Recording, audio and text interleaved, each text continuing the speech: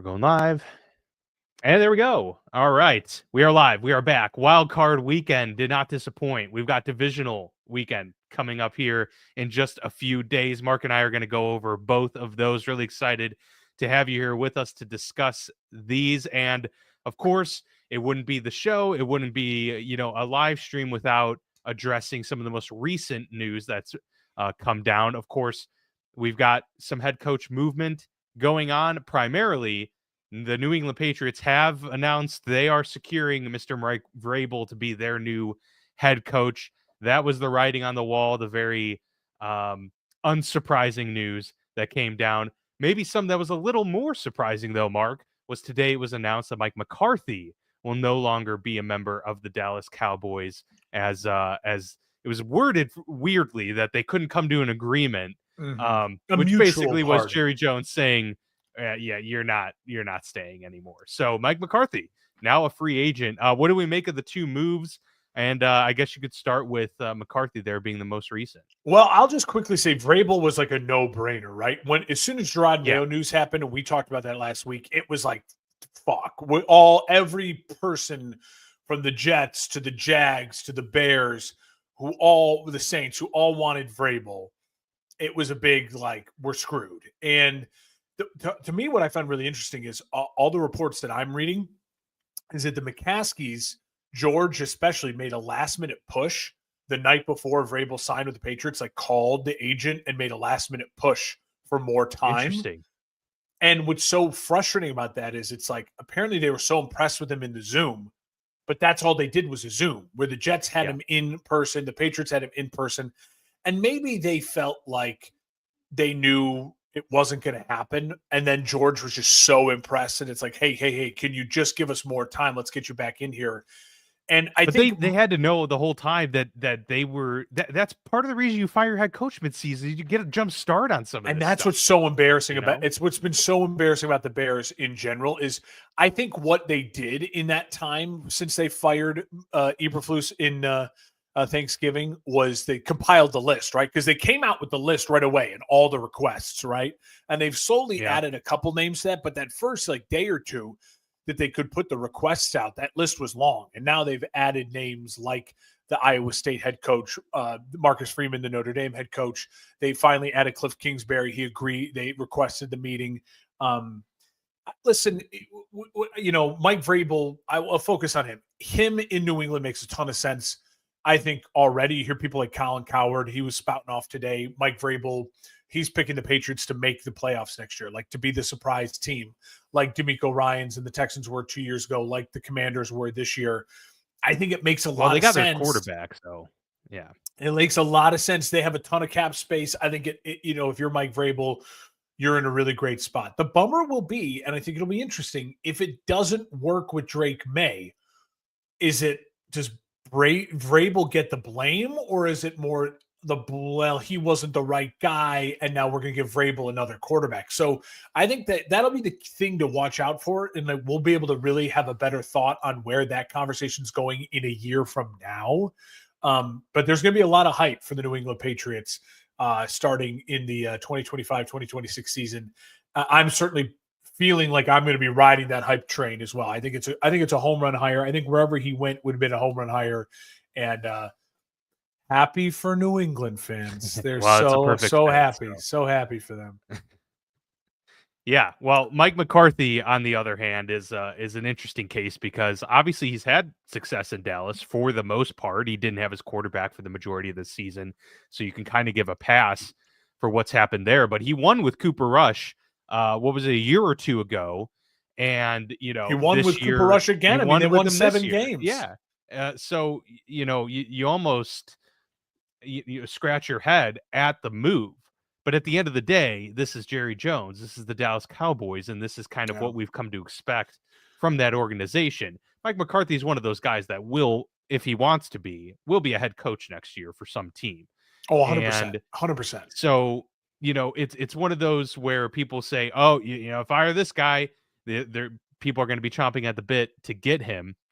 I do think, though, at the end of the day, it kind of ran its course as well, because I think this is a win for Mike McCarthy at the end of the day.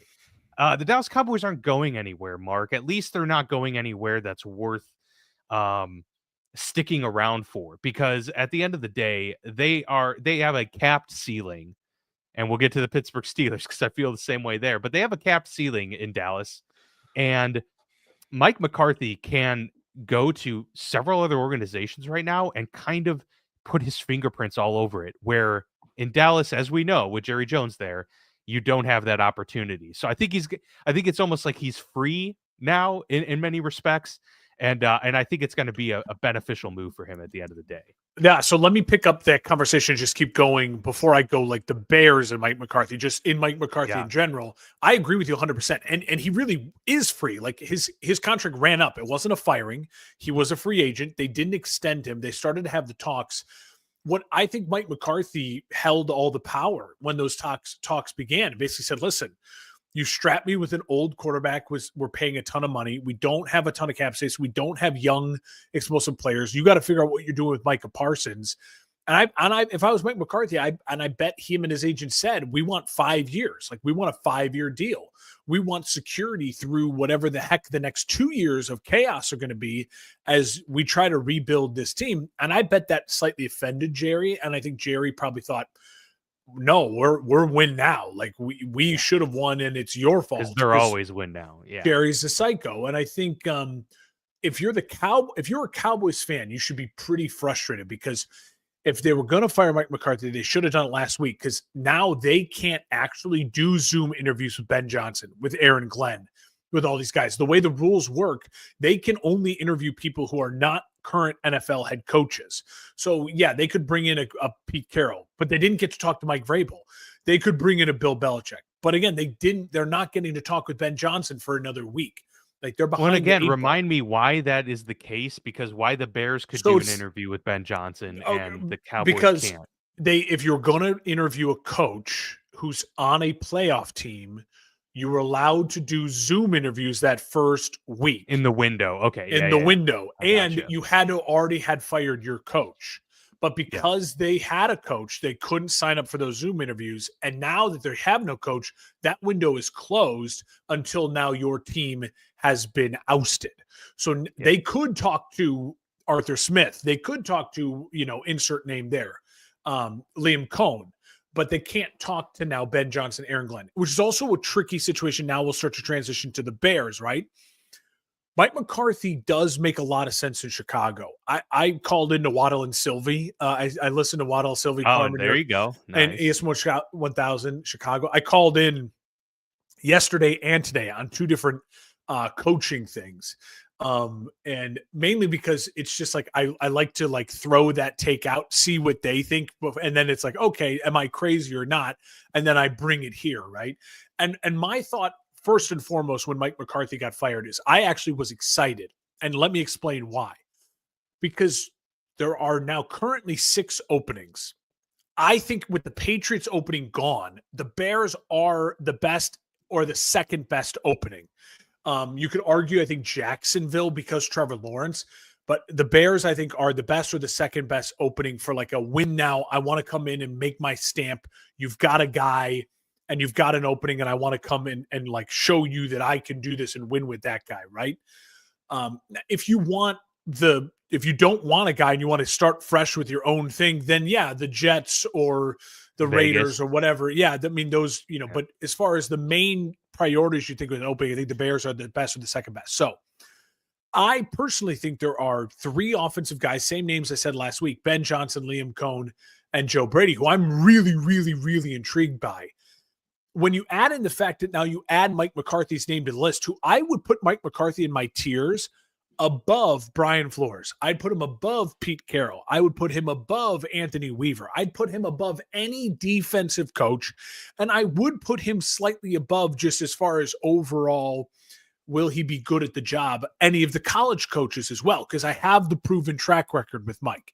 Now, signing up to Mike McCarthy is a lot like signing Kirk Cousins in his prime to a 4-year deal. You kind of know what you're signing up for. His track record is that when he won the Super Bowl with Aaron Rodgers, he was in the middle of his tenure. He'd already been the head coach for a couple of years because remember, he had Brett Favre too. and was part of the transition from Favre to Rodgers. Brought a lot of stability to that organization in Green Bay. But when he won the Super Bowl, they had their best defense ever. And so Mike McCarthy is an offensive guy who needs help defensively. But I would choose him, like I said, above any of the defensive guys and a lot of the older or other recycled head coaching candidates. Now, I would still put him below those three offensive guys I listed. But again, my goal as a Bears fan right now is to get someone who can start showing that my young quarterback is going to be my quarterback for the next 10 years. I don't need Mike McCarthy to be my coach for the next 10 years. That's why I want a Ben Johnson, right? Because I want them to just build the foundation. I want to pair him with a guy who could be with him for 10 years. But if Mike McCarthy can come in and after 3 years, after 4 years, let's say he gets a 4-year deal. By year 2, we make the playoffs. Year 3, we make the playoffs. Year 4, it's kind of a funky year, and we lose in trying to make the playoffs. Then I can say, and over that time, Caleb Williams finally throws for 4,000 yards and is really putting up numbers that Dak was putting up. Then I can say to myself, well, fuck, we got the guy, and now it's a winning culture. Fire Mike McCarthy's ass and go get me the next guy who can then elevate, right? I still got Caleb Williams probably re-signed in his prime, but now we're already in a better situation, right? So I can sell myself on that. I don't have to sell myself that Mike McCarthy's going to be my coach for the next 10 to 15 years. Now, if he wins a Super Bowl or if he leads you, and I think Mike McCarthy in Chicago has a better chance of succeeding than Mike McCarthy in Dallas. And I know that's crazy, but look who's just as dysfunctional as Chicago the last 30 years, Dallas. And at least in Chicago, Mike McCarthy doesn't have to worry about his owner going on radio and saying crazy things. And he has a real GM whose only job is to be a GM. He has a real president whose only job is to be a president. And he has an owner who will only get involved if every 4 years the fan starts chanting "sell the team." So it's not there's a lot less dysfunction totally for different Mike dynamic. McCarthy. Yeah. So absolutely. I don't want this to be seen as Mark is advocating for Mike McCarthy, but I do want this to be seen as Mark is advocating for Mike McCarthy over Brian Flores, over Anthony Weaver, over Aaron Glenn, and over some fringe candidates like we talked about Mike Kafka, probably over Cliff Kingsbury, certainly over the random Iowa State college coach, certainly over Ron Rivera and some other names that have been interviewed, Pete Carroll. But I still would rather them swing for the fence with Brady, Cohen, or Johnson. If you don't get one of those guys, and Mike McCarthy's your head coach, it's not a bad thing. I think Mike McCarthy will be the head coach of either the Chicago Bears or the New Orleans Saints. He's linked to those two jobs already. I think he makes a ton of sense for both those franchises. I hope the Chicago Bears have the spine and the backbone to be okay with losing Mike McCarthy because the Saints offer him right now. And it's and saying, hey, listen, we're going to get Ben Johnson in this building. So we might have to wait till after the Super Bowl. I hope they have the spine to do that.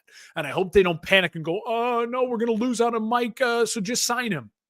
Because if you sign him and rush him, and then you do miss out on a Ben Johnson to even get him in your building, Joe Brady, get him in your building and talk to those guys and really see what their plans could be for your young quarterback, then you did not do your due diligence as a coaching search.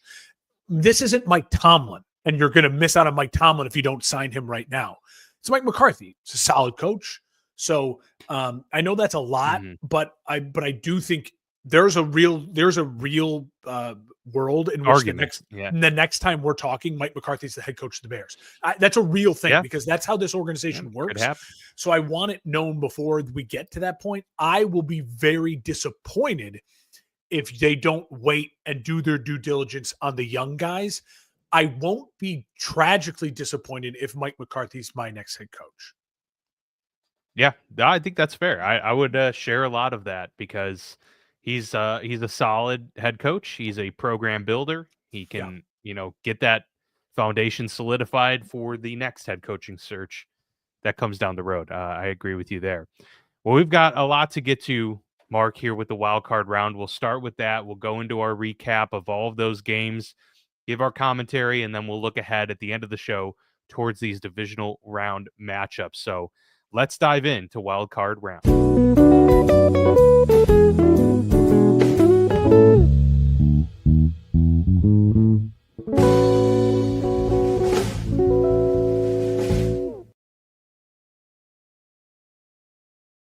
And with that, we will go into the games in order of which they were played this past weekend, starting with the Texans playing host to the Los Angeles Chargers. We What got a this one wrong. brutal. Oh, what's that? We Oh, got this this one went wrong. wrong. Okay, yeah. It certainly did. We both picked the Chargers to win this game and felt pretty comfortable with that, but it is the Houston Texans coming out on top 32-12. An absolute drubbing of Los Angeles, and Justin Herbert playing terribly, but not getting any help from his teammates at that. 4 interceptions.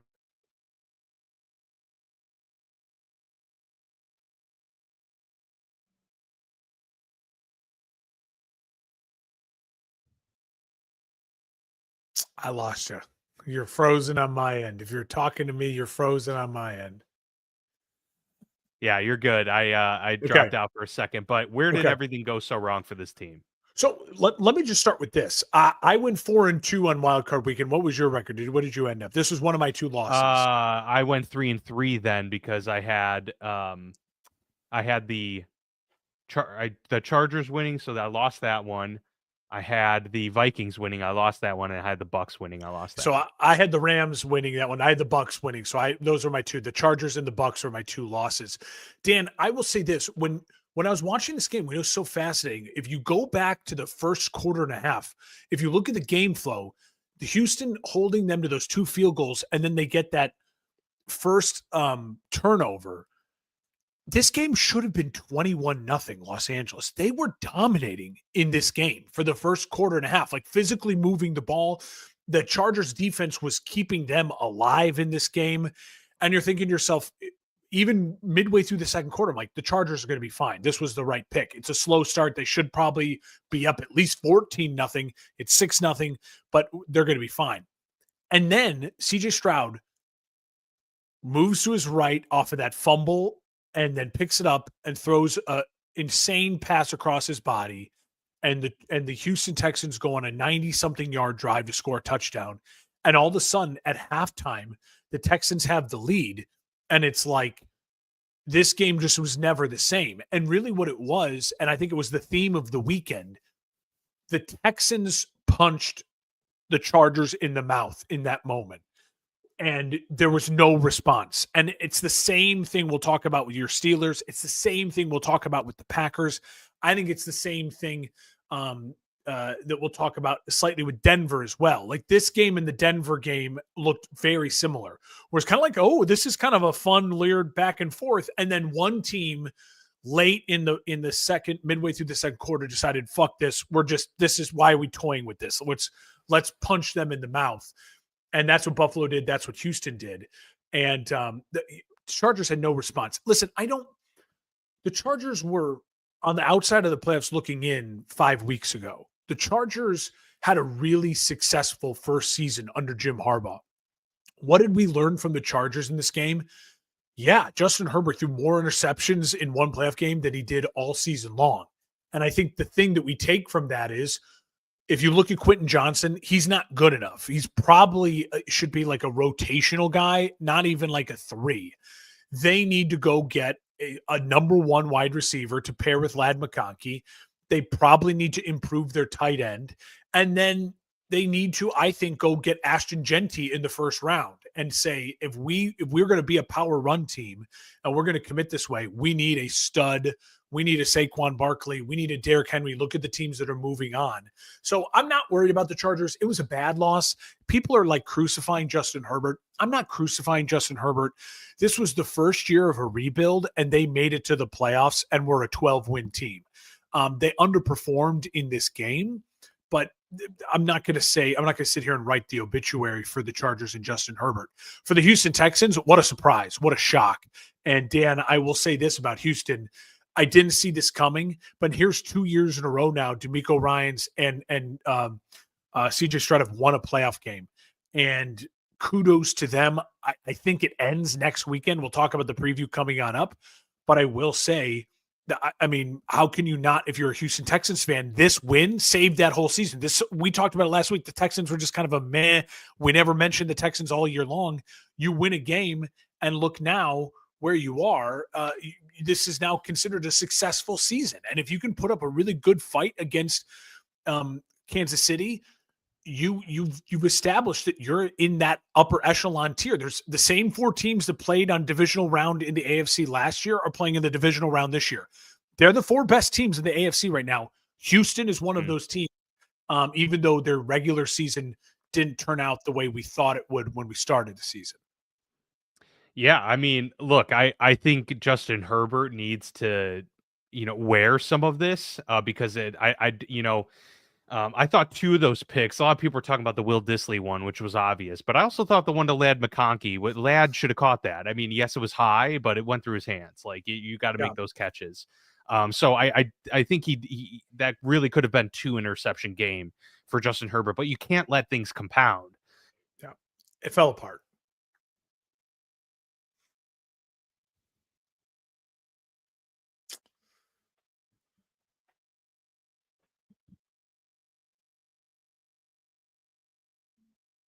If you're talking on my end, I can't hear you. I lost you. And now I have no idea if I'm just talking over you or if the chat is looking at me like, say something, you big dumb idiot wearing all blue. How did I end up wearing all blue? I don't know. I don't know how I ended up wearing all blue. Probably because bear down. That's why. Yeah. Probably. Okay. So look in the private chat. I'll try and chat I'm in in there. I'm in the private chat. I don't see anything Yeah. from you. No, I haven't. I didn't put anything, but I Okay. will now because Okay, cool. I'm apparently my network is completely unreliable. So we'll try and get Spectrum. through this and hopefully, yeah. Unfortunately, and they are the only player in town, so Only player in they are town. the only option to work with. The Monopoly guy. Spectrum. Yeah, absolutely. But no, I just think.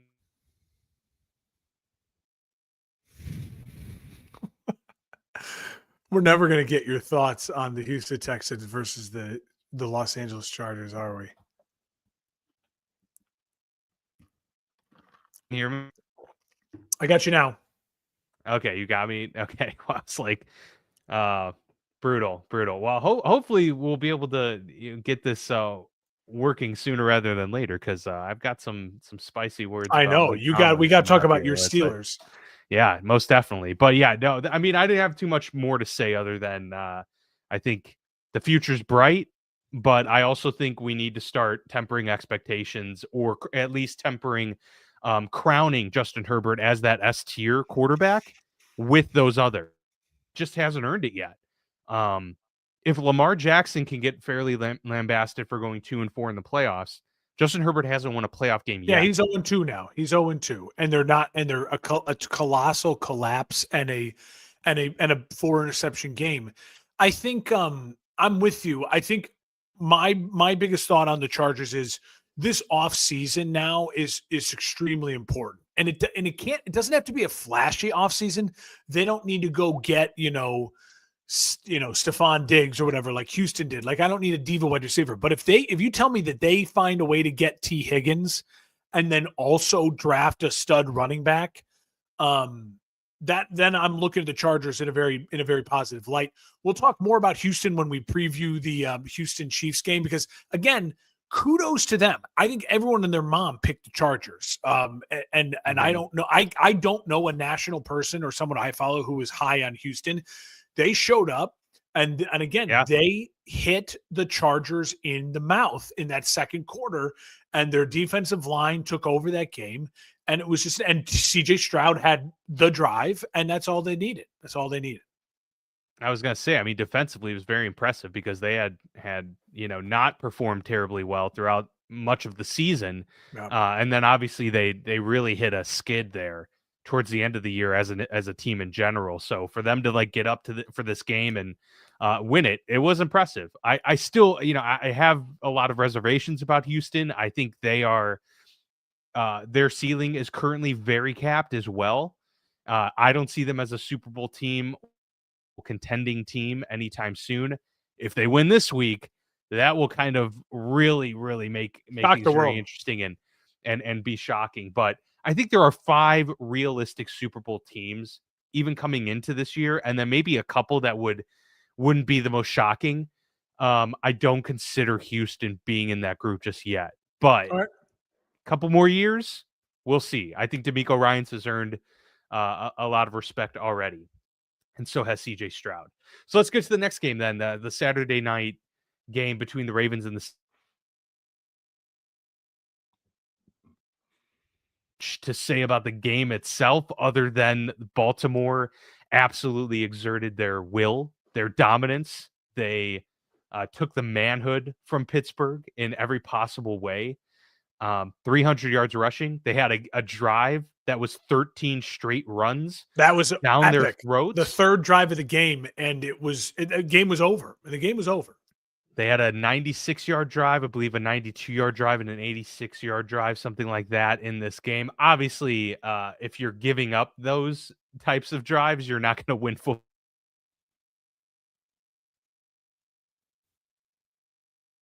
You're not. How You're not. lauded this defense was. I cut out for a moment there? Just a second there. Yeah. Yeah. For how lauded this defense is and was, I think that was the most shocking element for a lot of people.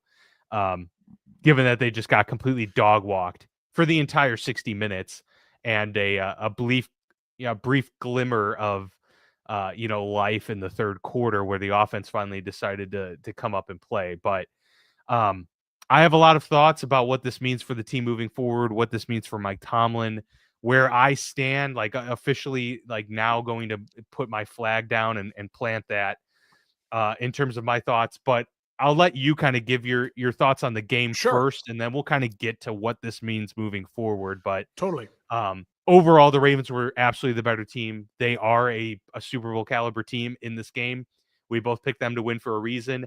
And I think, man, it's going to be really tough to beat this group if they can continue to have the dominance from Derrick Henry and if they continue to play well defensively, but have Lamar be Lamar's most.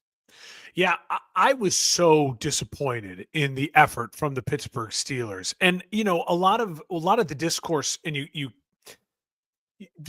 try to figure out and you sift through, right? And this is why we love doing this, is because you get to argue what's right and what's wrong. And I think there's a lot of truth to both. Did the defense fail, or was the defense carrying this team all year? They're gassed, they're in the playoffs, and they begging the offense to put a 10-play drive together and show some life. And the first 2 series are punt, 3 and out, and then I think like a 6-play and out. And by that time you're down 14-0. And when you're on the road and you're playing Lamar Jackson, you've got to keep him off the field. And you don't just do that with your defense. You do that with your offense staying on the field and your offense putting drives together. And Pittsburgh could not do that at all. And even in the scoring drive they had, it was they finally went over the top and hit a couple big plays. It wasn't, a 9-minute, 14-play, just grind out drive, which they needed early in this game, and they didn't get it. And I think what was shocking for me is, we had said it last week, the best bet is Pittsburgh plus the points because Mike Tomlin's going to get his guys up. The guys weren't up. TJ Watt wasn't up. There was no life from the stars when you needed them to be stars. Maybe it's Russ. I don't know. But I'll say this for Baltimore. They are an incredibly unique team. And if they can play with that intensity and that game plan, then I don't think there's a team that can beat them, because they can run the ball like no one else in the league right now. The Lions could run the ball like that when they had Montgomery and Gibbs, where it's like one after the other, one after the other.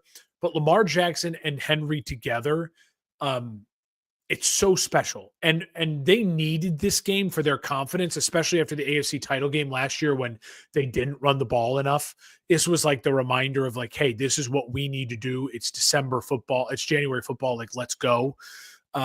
Credit to the game plan from Monken. Credit to the Baltimore Ravens defense as well for coming out and not letting the Steelers run the ball at all. I mean, the Steelers could not run the football, physically run the football at all. Look at the numbers. 29 If you watch yards. the game, it's embarrassingly bad.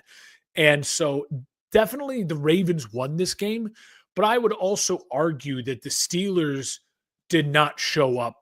They didn't. This was supposed to be the heavyweight match of the weekend. There was the primetime game, and the Steelers, it's like they cashed their check. It's like the Jake Paul Logan, Logan Paul, Tyson fight. And I'm just cashing my check and we're going home. Yeah. That's what it felt like. I absolutely, that's so funny that you bring that up because I wrote that down. I had to put my thoughts to paper for this one because I had Can I so just say many before different you go things off to on the touch rant? on. Yes. You're more likely to freeze if you physically are moving more. I'm just giving you that note. Okay, well, that's going to be tough with an animated discussion coming up. I'm just giving you a challenge you. Yeah, fair enough. But yeah, no, then definitely call it out if I do end up going out. And I have some questions for you after your rant. I'm going to see if you answer them throughout your rant, and then I may kind of poke you and prod you at a couple things. Sure. No, absolutely. Well, I guess I'll start this whole thing with, and I agree with everything you said about the game itself. I'll start this by addressing the the elephant in the room and the the low hanging fruit at the same time. I have been, and I think you would agree with this. I would consider myself a Tomlin defender because there have been calls to fire Tomlin for the last 6 years, right? Like there's always calls to fire your head coach, but they've grown louder and louder, and I've always been the defender of it, right? Um, I have officially reached the point where I'm planting the flag and willing to say I am advocating for the separation to commence. Whether that's firing, whether it's a mutual agreement to seek other opportunities, it's time for the Pittsburgh Steelers to move in a different direction. It's time for Mike Tomlin to undoubtedly be a great coach somewhere else. It has nothing to do with his qualities as a head coach in this league. He is qualified to be a really good head coach in this league. But a lot of times, as in with most things in life, things require a new chapter, and it's run its course in Pittsburgh. And it's hard when you have a head coach whose qualities are the hardest to measure, which is his leadership and his motivation, right? Those aren't as easy to measure as schematics and specific numbers that you put down on the sheet. And so that's probably what's kept him afloat in this type of conversation for all of these years is that, well, at the end of the day, people want to play for him. I agree with that.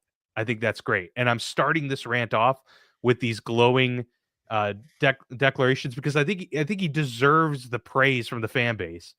But also to make sure to set it up that everything that comes after this shouldn't, be outdone with, my overall respect I have for like the head coach and for how much I appreciate the great years that he's given.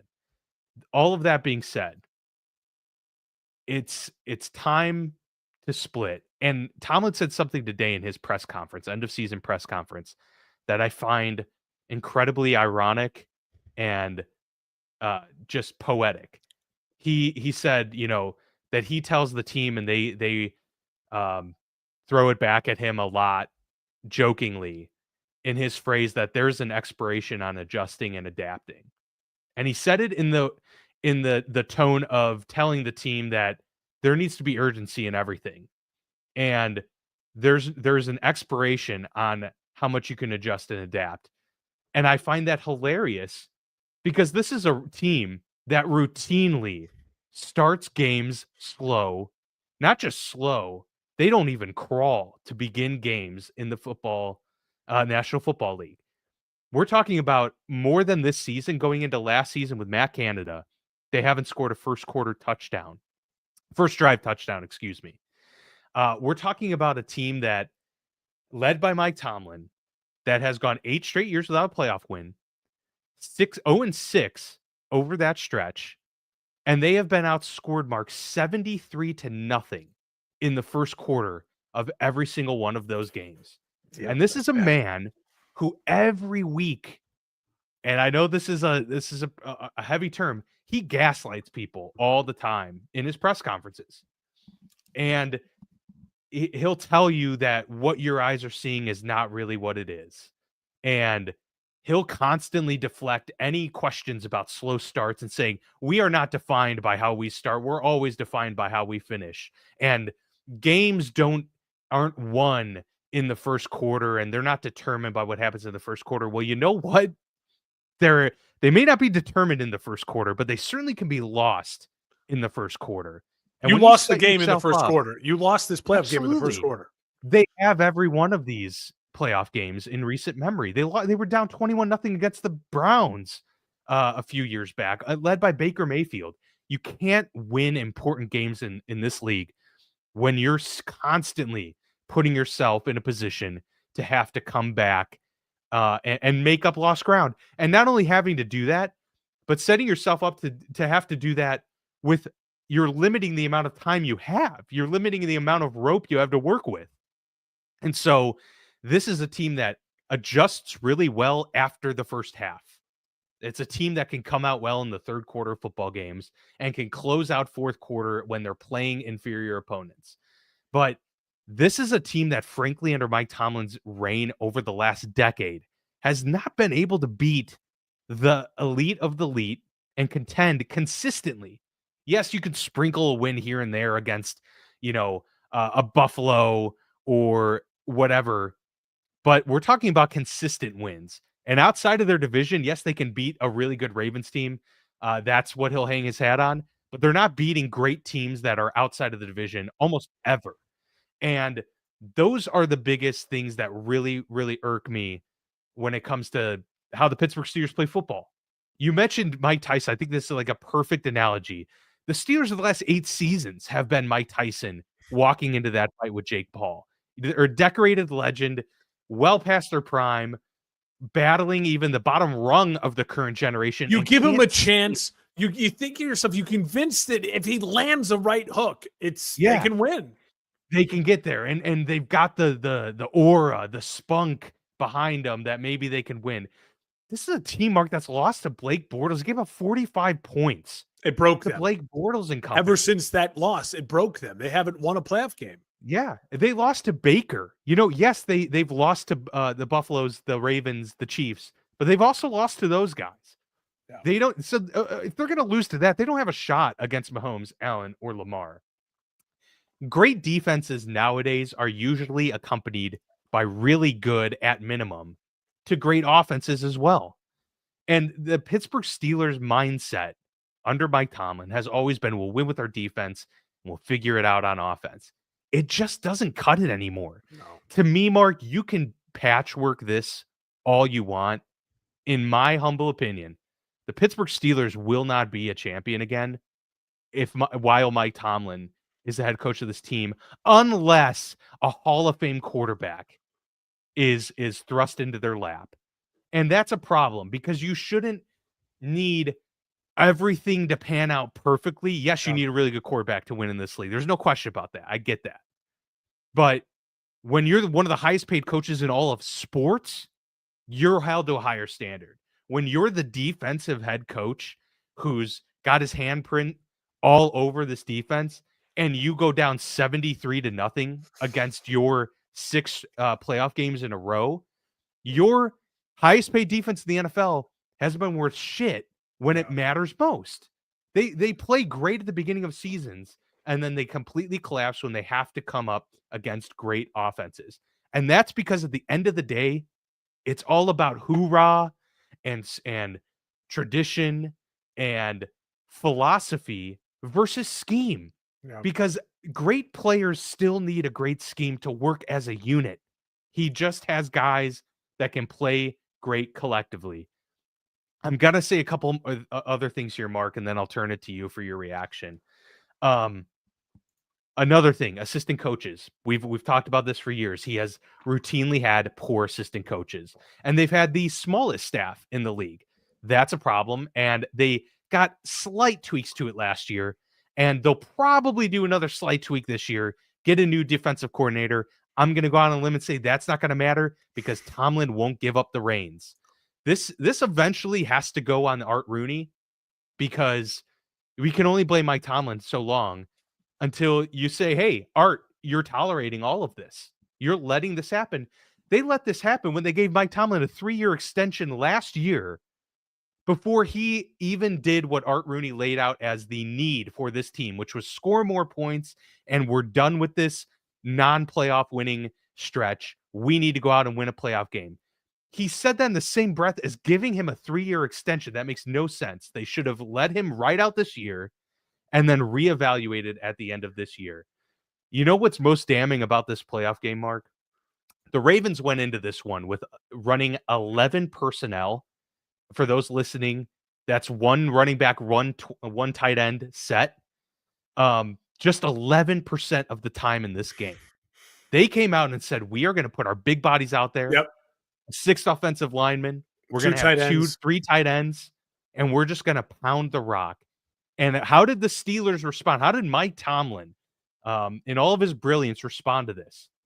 They ran nickel with 5 defensive backs, 33 plays in this game, and gave up a 9.5 yards per play.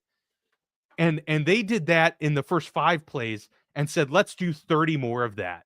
We're going to roll it out there. You know what that is? It's hubris. It's arrogance. It's stubbornness from a head coach who says, we are going to play how I want us to play, regardless of what the other team is doing, regardless of whether or not it's working. That's why we saw Najee Harris running the ball consistently when Jaylen Warren has been the better player at the position. That's why we saw Cam Sutton, despite being on the lam for beating up his girlfriend, they sign him and say, we're going to play him and start him, even though the players were talking about how there were communication issues and how Cam Sutton was the elephant in the room of this defense. We're going to play him over Beanie Bishop, who was an undrafted free agent that has 5 picks this year. Beanie didn't even play, I think, more than 5 snaps all this past game. That is a head coach who is more about being loyal to his guys and being right than he is ultimately about winning. If you really want to say, I know that Mike Tomlin wants to win football games, but I think his own winning his way is more important than winning. And we are at the point in time where that has become too much. There needs to be more scheme with this team. There needs to be an emphasis on that. And I will end this by saying none of that will happen. None of the change will happen. Just like the Bears aren't going to sell the team. It's not happening. Yeah, they already came out a day after the loss and said, Mike Tomlin's our guy. They were sure they wanted to make sure that Tomlin didn't even have to sweat an ounce for his job. That's all you need to know about where this team is going. Mike Tomlin will make a great head coach elsewhere.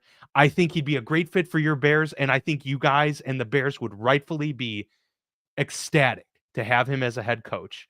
And that is all well and fair.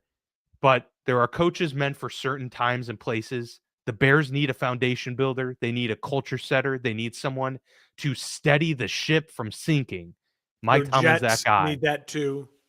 The Steelers' ship hasn't sunk, but it also hasn't gone anywhere. It is bobbing and waiting in the water, and that's what it will continue to do. He can go rebuild a ship elsewhere. This ship doesn't need to be rebuilt. It needs to get rid of its anchor. And that's where we are with the Pittsburgh Steelers of today. And that's why I'm advocating for Mike Tomlin to be gone from the Pittsburgh Steelers for a total reset. And I say that knowing that it could blow up and they could have a terrible head coach as the next head coach. But hopefully that will at least yield a high draft pick where they can get a quarterback of the future and then their next head coach when the time is right. But it's a tough situation to be in if you're the Rooney family. Look, so the Rooneys, the Maras, the McCaskies, formerly the Hallises, like you're talking about football royalty. You're talking about the founding families of football.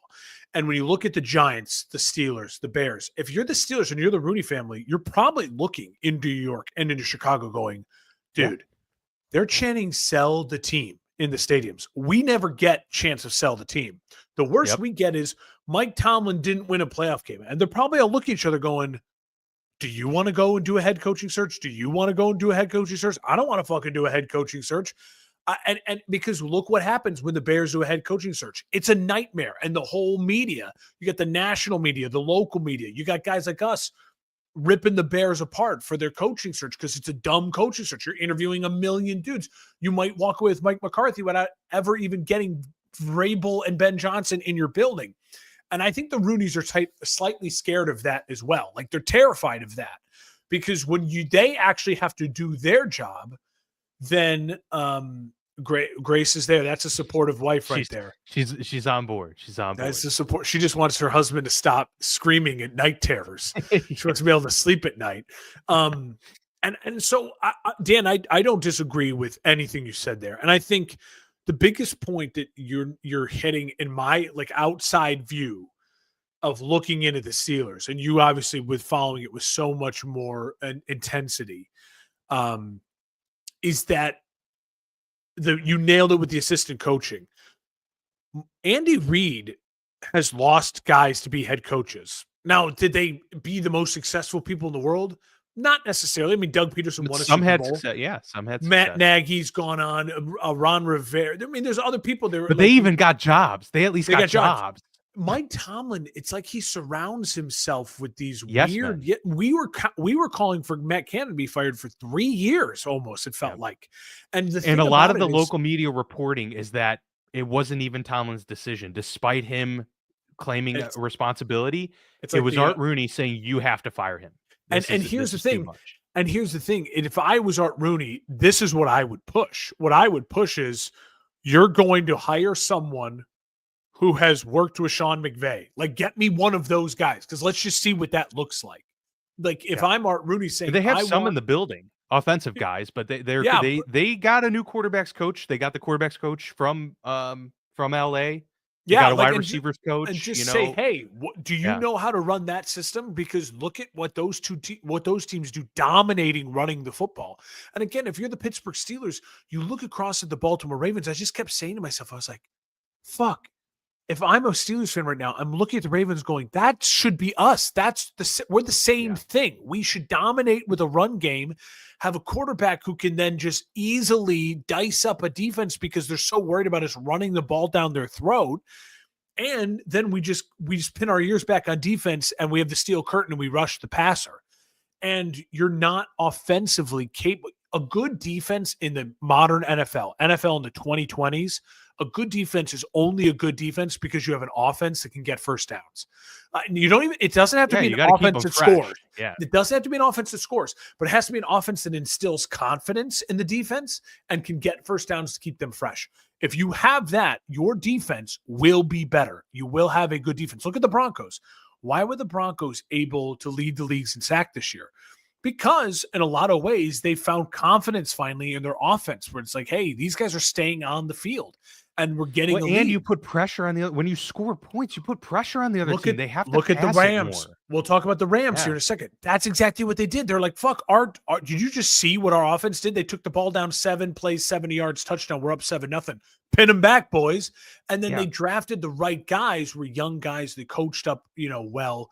So and that's the problem is like the Steelers are always playing checkers. Our guys versus your guys. They're never playing scheme. They're never thinking about what the other team is doing and how to exploit it. They're just saying, you better stop Najee and go ahead and try. And then they do, and it's successful. And it says, and then they're like, we'll get it on the next drive. We'll get it on the they manned us today. It's mind-numbing, man. Like, and I get it. Like, a lot of fans are gonna be like, oh wow, like boo-hoo, you guys are in the playoffs every year, like cry me a river. I get it. I get that. But it is really frustrating when you see stuff that as an outsider, you're like, I don't know. Yeah. I don't know half the shit that Mike Tomlin's forgot about football. And yet I can see some of these things so clearly, and so can so many other people. Well, and it's because we watch insulate yourself. If you only watch Pittsburgh Steelers football, like if that's the only games you watch are Steelers games, you probably don't see it as much. But when you watch the NFL and like we watch what the Rams just did on Monday night, and then you watch the Steelers, you go, that's a different game. Like, what did Yeah, they and the do? Rams defense, probably one of the lowest payroll Oh yeah, units they're in one the of the league, youngest and and lowest they're payroll crushing it. And you have the highest paid defense in the league that you with choose a to run defensive head coach, and the nickel Rams against. have an offensive head coach. Yeah, And so, it's just not working, man. and Like that's, I it mean, can't work. it's obvious for me too, because as a Bears fan, I live in that as well, right? Like, I watch my team and then I watch a good team and I go, we're playing different sports. Like, it's a different sport. So it was easy for me to agree with you. Again, if you're Yeah, new to the podcast and you're saying Dan's a whiny baby, let us remind you, it took 10 years.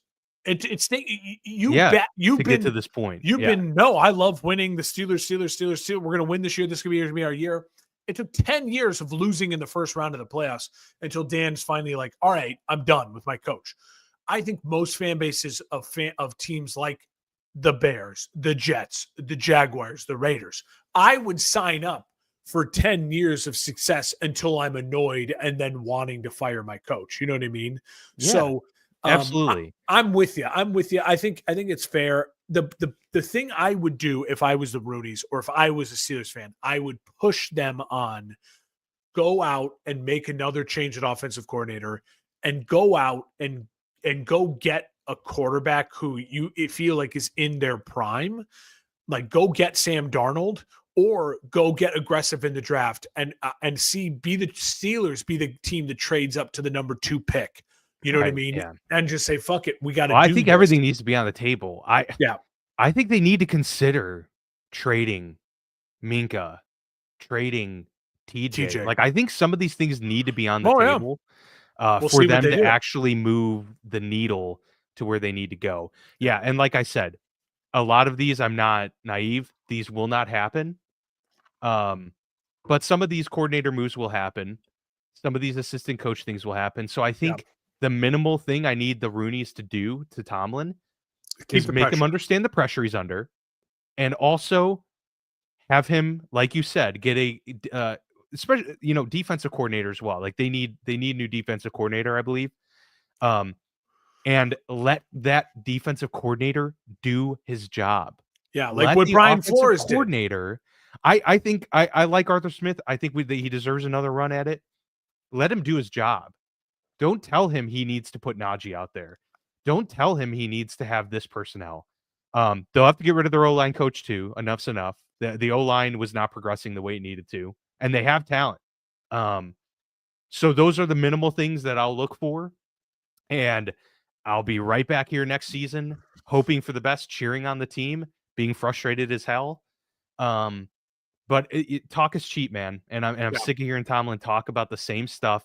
It's the problem is philosophy. It's the philosophy that this team needs a new philosophy, and Yeah. Tomlin it's just not how he's wired. He has And his philosophy, and he can take that to another team, and that works to build it, but it doesn't work for what this team needs right now. This team needs offensive ingenuity, innovation.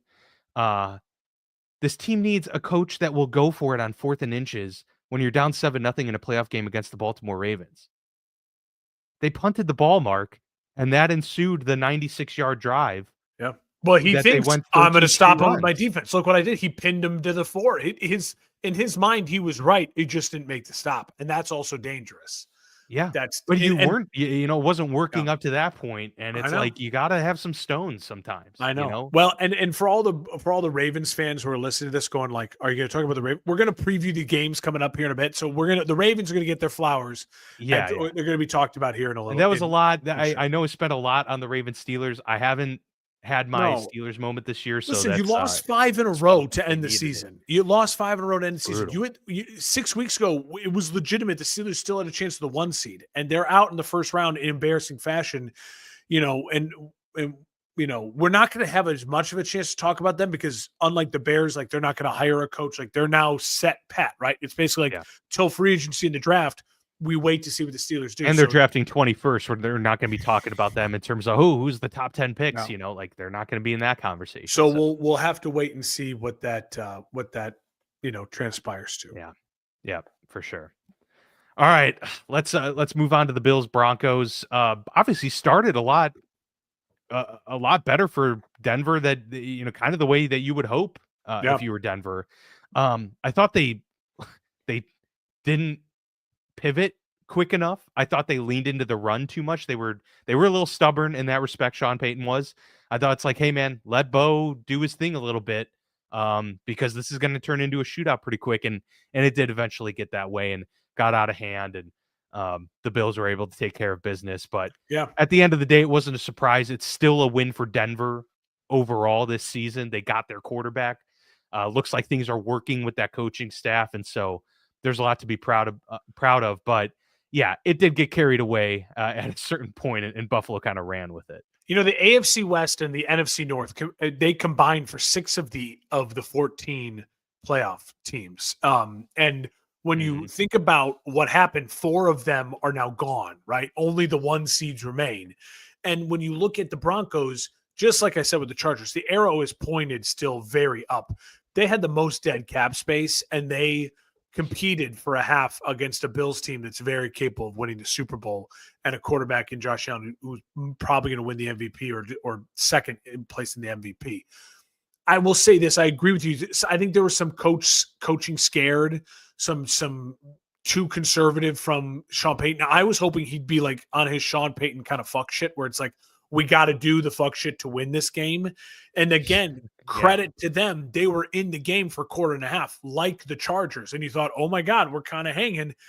And then the talent of a Buffalo, the talent of a Houston with your quarterback and your playmakers, it became too much. It's an avalanche. When you look at Buffalo too, they were able to rush the passer. Their defense has some teeth in it, and playing at home. And again, now they get the Ravens at home. I think that's a huge, huge factor for the game. I will say for Josh Allen, there's a couple different players in the NFL, and there's only like probably 10 of them I can list on your hand. And we saw a good amount of them this weekend, where when you watch them, you say to yourself, that's a Hall of Famer. That's what a Hall of Famer looks like. That's what a Hall of Famer does. That's what makes this person so different, so unique, so special. Yep. When you watch Saquon Barkley, we'll talk about in a second. When you watch Derrick Henry, we just talked about it. When you watch Josh Allen, Lamar, you're like, that's a Hall of Famer. Like, that guy is doing things that my guy has no chance. I watched DeAndre Swift carry the ball all season long.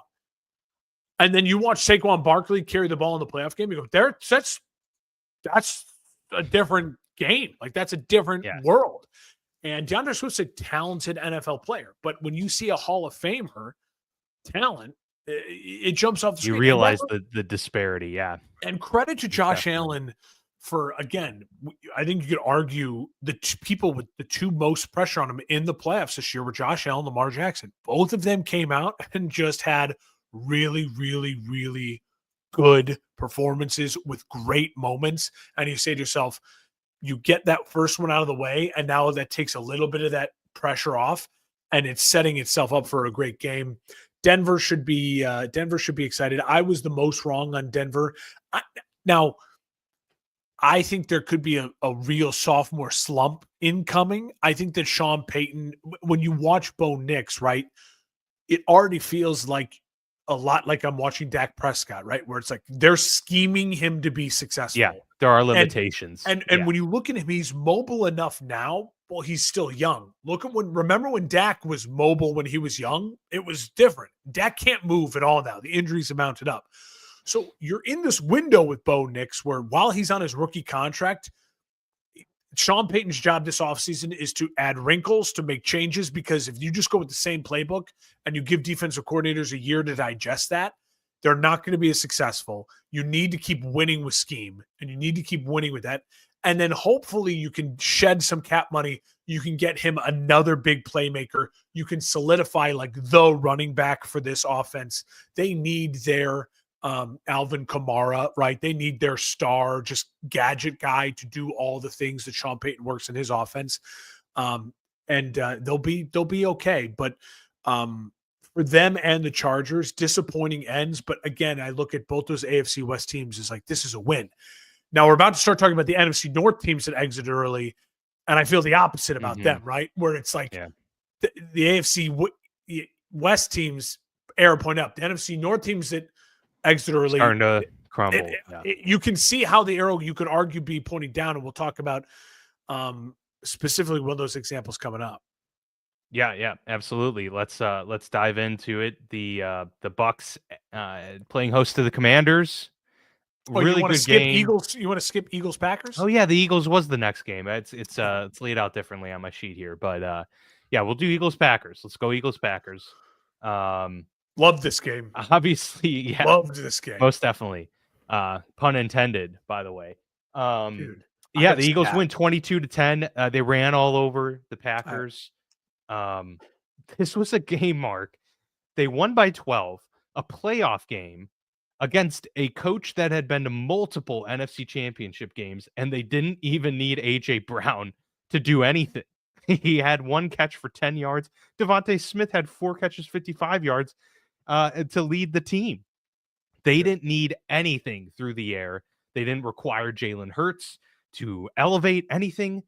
He went a meager 13 of 21, had a couple touchdowns. That was nice, but this was Saquon and their running game. They ran the ball 34 times for 169 yards, and it was just bully ball throughout this game. So the Eagles, again, I think they are very much like they're like the NFC's version of the Ravens. They really are. Minus, they don't have Lamar, but they are that type of team where they are complete. They have dudes everywhere. They win the line of scrimmage. They're a tough out. They can match up with anybody, really. And it's scary. Meanwhile, look, this is honestly how I felt all season long. I wasn't buying into the Packers for the vast majority of this season. I was like, there's just something about this team that doesn't scare me. And Jordan Love kind of showed us why there are still a lot of question marks with Jordan Love. 3 interceptions in this game, no touchdowns.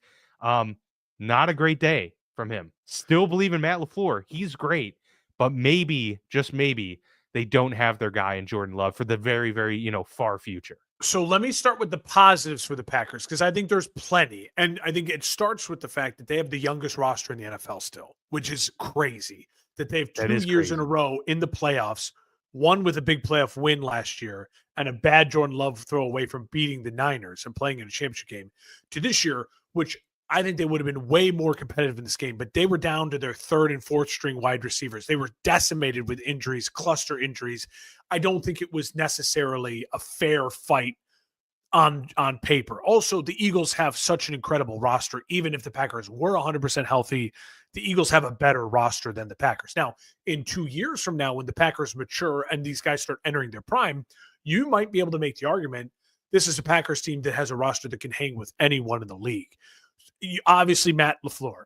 Also, they were still in this game. It was never the blowout that the Broncos faced, that the Chargers faced, that your Steelers faced. They were still alive in this game. When they put a drive together, they're right back in it. It was never a 3-touchdown game, right? So on the road against the best roster in football, the Packers were in this game. Now, it was ugly. And again, I think they lost the game of the opening kickoff when they fumble it because they literally got just out physicaled on the first play of the game, and then they lost their star guard on that first drive of the game, and it just fell apart from there.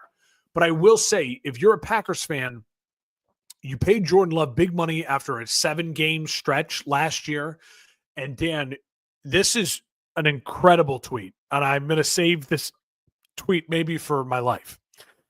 Including the playoff game. This is including the playoff game. This is Jordan Love's season. On true dropbacks, it's a unique stat, and it measures a quarterback's ability to just throw the ball. So true dropbacks. In rhythm, yeah. Meaning, these do not count RPOs. These are not play-action throws. No screen passes. So literally just 3-step, 5-step, 7-step drops and sling it. So no play-action, no RPO. No, the coach is scheming everything, right? Where it's like, dude, you just got to be the guy, and we need you to make the throw. Jordan Love, 57% completion, 15 touchdowns, 15 INTs, and a 77 passer rating.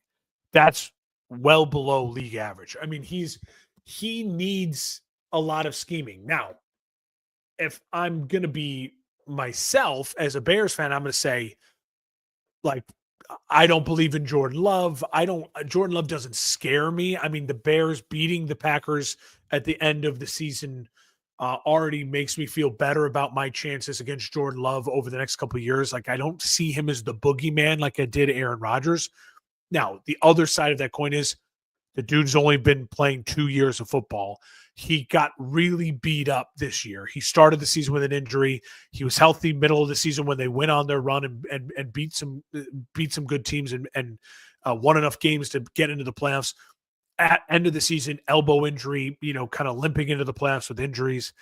Not every year you're going to win the Super Bowl. This felt like another Packers year, right? Where it's like they had pieces, but injuries and things fell apart. I don't think they make any major shakeup changes. But he was not good enough in this game. And the crazy thing about the Eagles, and we'll talk about them here more in a second when we preview it. I have some real questions because like we just talked about with Josh Allen, Lamar Jackson, you see it when you see it. The Eagles, to me, you compare to the Ravens, I think they're a lot more like the Detroit Lions in the sense that, yes, their defense is better than the Lions right now because their personnel's healthier. And again, the Eagles have the best 52-man roster in football. Yeah. So that you can't compare them to anyone in that way. But when I wonder what Jalen Hurts' true dropback rating is, I think Jalen Hurts is a very fine player. But what we saw, I think, very much so in the Packers versus the Eagles was two quarterbacks who absolutely are in the top 12, but they're absolutely firmly in the category of like 6 through 12 as far as like the guys you'd want to start your franchise with. I mean, Hurts might be Dak Prescott. He might be that like that. Yeah, it's interesting, right? Like I think Dak's a better pocket passer, but I think Hurts is just he's. But they both need a run game.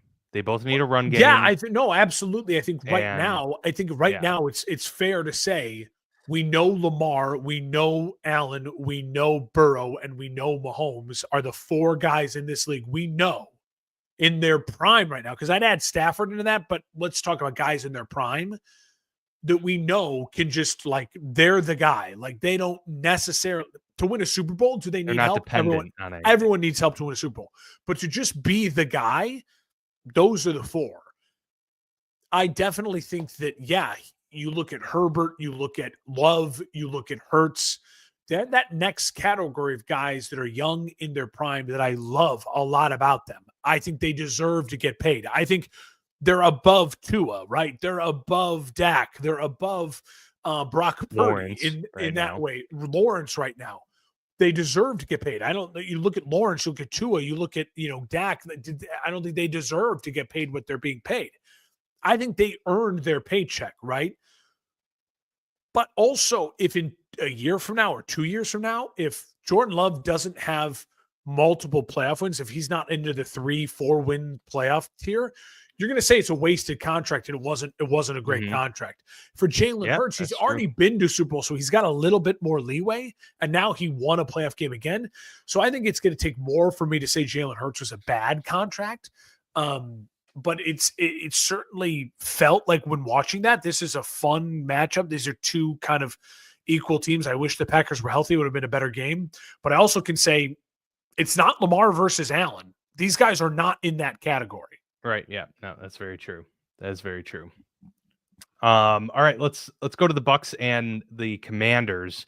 Commanders pulling off a thrilling victory here. The only upset, the only on real the road. seed upset. Yeah. Yes. Yep. Jaden Daniels put on the Superman cape and just came through when the team needed him the most.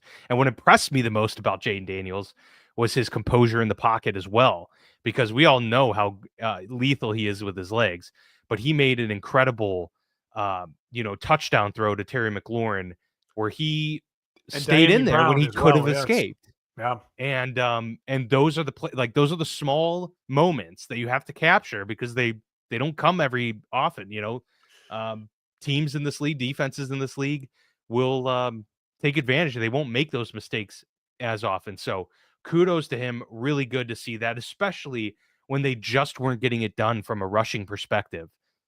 They're a team that obviously wants to be able to control the clock and run the football, but more often than not this year, they have relied on Jaden Daniels to do things through the air and with his legs. than most rookie quarterbacks would be able to excel with. So I got to give him a ton of credit. I think he deserves Offensive Rookie of the Year for what he's done. They went 12-5 and won a playoff game against a formidable Tampa team that had an offense that really should have played better. Now, Baker went 15 of 18. It's not like Baker was killing them.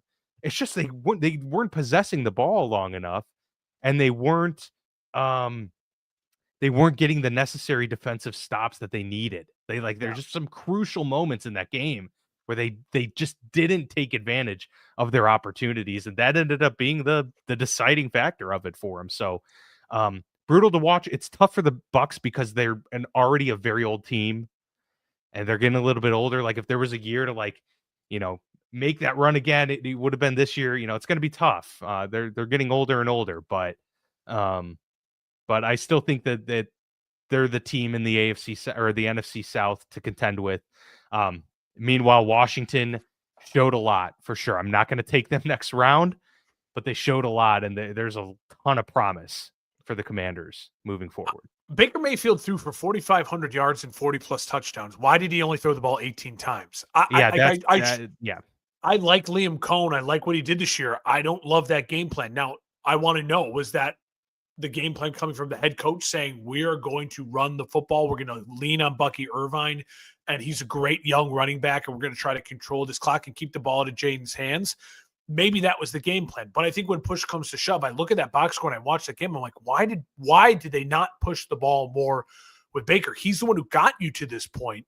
He's the one you should have relied on to lead this team, to make the big throws, to be the aggressive guy like he's been all year. They were playing for their lives the last month and a half, and they didn't play for their lives in this game. It's like they were just content. And so I didn't love the game plan. I will say also, about midway through the second quarter, I realized too, shit, this is a bad matchup for Tampa's defense, because Tampa, what they do really well is they have the two best defensive tackles in football. Maybe the Eagles would argue with that, but Vita Vea and what's his name? But they, it's killing me now. Look at Godshaw? Or no, that's on the no. Look it up. Oh God, it's gonna kill me when you say it's gonna kill me. But these guys are. I mean, these are rogue. I mean, these are like cover. Block out the sun type dudes. Vita Vea is one of the largest human beings on the planet, and so they. But the problem is they cannot rush the passer. Are you talking about Kalijah Cansey or perhaps Logan Hall? Okay, Cansey. They're the two leading sack leaders for this Tampa team that is a defensive head coach, where they're two defensive tackles with I think like 7 each on the season. If the Bucks go out and they add an elite edge rusher, that defense changes, and I think they maybe win that game, because the problem was Jaden Daniels. If you watch that game, he had a comfortable pocket. You're watching some of those pockets, and you're like, dude, fucking, I would kill for Caleb Williams to have that pocket. He'd be dicing up this team if he had that pocket. And then when you add in the fact, like Lamar, who's got a great pocket, that then he could just go, oh, yeah, I'm going to squeak out here. I'm going to extend this play. It's different. I mean, it's just really, really different and really, really special. They were the better team on this day. I still think that there's a lot of fool's gold with Washington, but what I give them credit is that Dan Quinn is kind of gone Dan Campbell. They didn't punt this game. They went for it on multiple fourth downs. And when you're saying to yourself, hey, we're just going to be aggressive, we have nothing to lose. They felt like the team that had nothing to lose was more aggressive. And when you're in these situations, the confidence that gives your players when your head coach is emanating that can make the difference. It can make the difference. And you saw a team in Tampa that felt tight, and you saw a team in Washington that felt like we're going to say fuck it, and if we lose, we lose, but we're going to try to win this game. Tampa tried to not lose that game, it felt like, and Washington tried to win that game. Listen, there's so many people saying the Bears should have drafted Jaden Daniels. Jaden Daniels is fantastic. I'm going to root for him, and I'm happy for the people of Washington. The fans of Washington are what I aspire to be. They got their owner fired. They got a new culture, and everything's clicking for them. That's amazing. And if they start winning Super Bowls, I'll hate them. But for right now, I'm happy for them. A historic franchise like our franchise has finally turned around, and hopefully can be a consistent winner. This is their first playoff win, I think, since 2006. their first. There's they broke a lot of history with this win. Mhm. So credit to Washington. And for Tampa, I truly think they're an edge rusher away from being right back as the NFC South favorites and right back in this position. Again, what's the ceiling? If I was Tampa, I'd kick the tires on just making Cohen my head coach, kind of like what they did before, like move on again from the next guy in the building, but just go back to offensive and just say, hey, look at our division's not getting any easier. And Todd Bowles, I think, is also the limit on this on that organization right now. Similar to a Mike McCarthy or a Mike Tomlin is the limit on their organization. Maybe if you turn the reins over to the guy who's just really good with Baker Mayfield, you could have a fun team that maybe gets to an NFC title game. And if that's the new ceiling, that's a way more fun and exciting new ceiling for Tampa. I don't know if they'll do it, but it's just a suggestion to throw out there for them. The Rams beat the Minnesota Vikings to a pulp, Mark. Sam Darnold looked terrible, and it's kind of funny how much of a fall from grace 2 games can, lost $100 million. Create. Yeah. And, that's the narrative a lot of people talking about. Will Sam Darnold be signed? Is he going to, who's going to go get him after these back-to-back performances against really, really quality opponents? But the fact that the Vikings only mustered 9 points in this game, just 1 touchdown from Sam Darnold, begs a lot to be asked of how much of this was a mirage, so to speak, throughout the year. Kevin O'Connell's clearly not the problem. He did a lot with a little. But it's also apparent that some things fall back to earth, and Sam Darnold was never this great turnaround story, maybe that we all really wanted it to be. Yeah. He's also not the terrible player that he was in New York. So there's, the answer's somewhere in between, but a total career resurrection may not be what's taking place here. Conversely, the Rams are the one team that has just been slowly building throughout the year. And they're getting a little bit better each week, and just kind of being in the shadows almost, which is funny because they're in LA and they have Sean McVay. They're lurking, and they're a team that not many teams are going to want to play them. This Eagles game is going to be very interesting, but no, I just think this was Sean McVay, this was Matt Stafford, this was a veteran group who's been there, done that, exerting their dominance, and a defensive unit that knew all of the right buttons to push and put pressure. They just put a lot of pressure on Darnold, and he couldn't overcome it. Listen, maybe he was seeing ghosts. We should have seen this coming last week when the Rams sat everyone, and a lot of people like, what are you doing? You're going to play the Lions or the Vikings? How dumb are you? The Vikings lost 4 games this year, 2 to the Lions, 2 to the Rams. Yeah. And part of me thinks a lot of that is because Sean McVay is the second best coach in football behind Andy Reid, and Sean McVay is not scared of anyone, and Sean McVay is a confident motherfucker, and Sean McVay also knows Kevin O'Connell. Kevin O'Connell was his OC when they won the Super Bowl, and I think he looked at it and goes, "Fuck, I'm not scared of that. I know exactly how to attack that. I know exactly how to make Sam Darnold uncomfortable." Now, will he have a brilliant game plan for the Eagles? He's going to need one because they have way less talent. There's not the Commanders, Lions, and the Eagles, Rams. The amount of talent disparity between the 1 and the 2 and the 4 and the 7 and the 6, it's crazy. I mean, the amount of talent disparity for these two teams. They can't play checkers in and this Rams. One. Yeah. No, you've got to go in there and out scheme them. That worries me for Washington. It doesn't worry me that much for LA because Sean McVay is that guy. So we'll talk more about them in a second. I will say this for the Vikings. This year, rewind 8 months ago, the Vikings were the most picked 4th to be in the division of the NFC North for all of the main pundits. I think you and I both picked them to be 4th. What Kevin O'Connell did with this team was really, really special. And we all picked them to be fourth because none of us truly believed in Sam Darnold.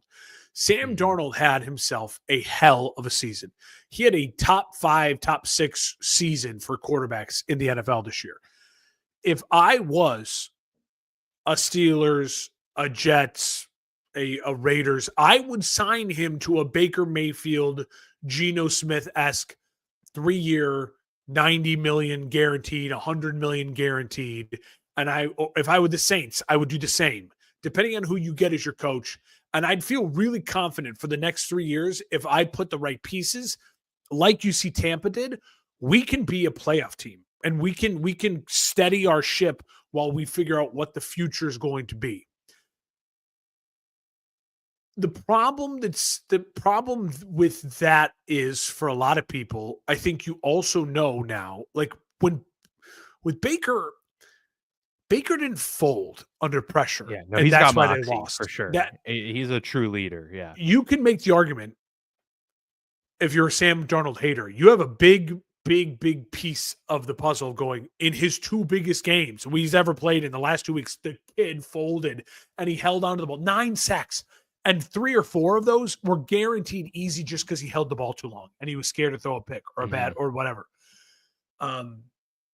If you're the Indianapolis Colts, I think you get aggressive and you sign Sam Darnold. Like you say he's going to be our guy for the next 2 years, 3 years, and let's go with Shane Steichen and let's just do that.